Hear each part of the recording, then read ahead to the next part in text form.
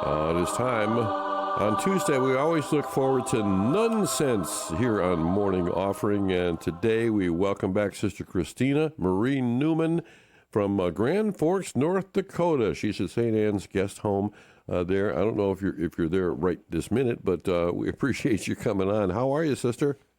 I'm doing pretty well. How about yourself? Not bad, not bad. It's a great day so far. Yes.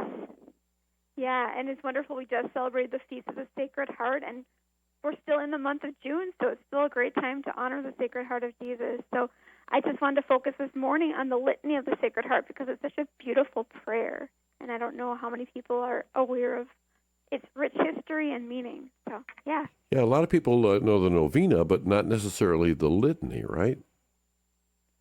Yeah, I'm not sure. I think I first got introduced to the litany when I was in my late teens. We started having First Friday devotions, and it was just such a lovely prayer, and it's always been beautiful, one that I really appreciate. So, I appreciate you sharing on it, yeah. Yeah, and I just learned, doing a little research on here, that Pope Leo, earlier Pope Leo, who was Pope in the late 1800s, is the one who actually approved the litany as it is now for public use. And it had started way back in the 1600s, after the time of St. Margaret Mary.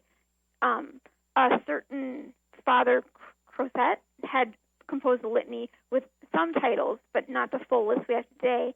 And then later on, Venerable Anne Madeline had added more titles. And then by 1899, at that time when Pope Leo confirmed it for public use, they added a few more to round out 33. So currently there's 33 invocations of the Sacred Heart in the litany in honor of the 33 years, traditionally, of Jesus' life on earth.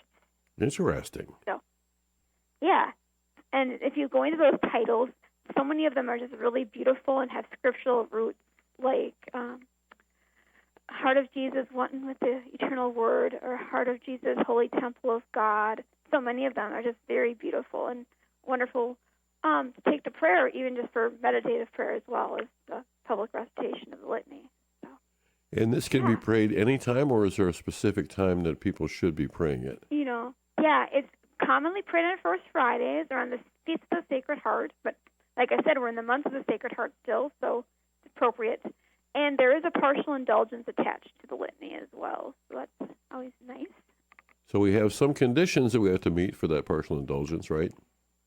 Well, partial indulgences are a little different than plenary indulgences, so there's not the same conditions required for a partial indulgence as a plenary. But it's a great way to honor the Sacred Heart of Jesus and receive those gifts that the Church offers us, connect with that.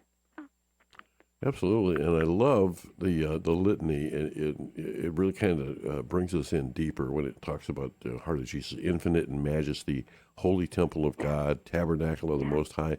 These are wonderful invocations. They really are. They're really beautiful. I mean, you can just take one a day and pray with it, and even find the scripture passages associated with it and use those for prayer. Yeah, there's lots of potential right there in that little prayer. Very powerful prayer. Yeah.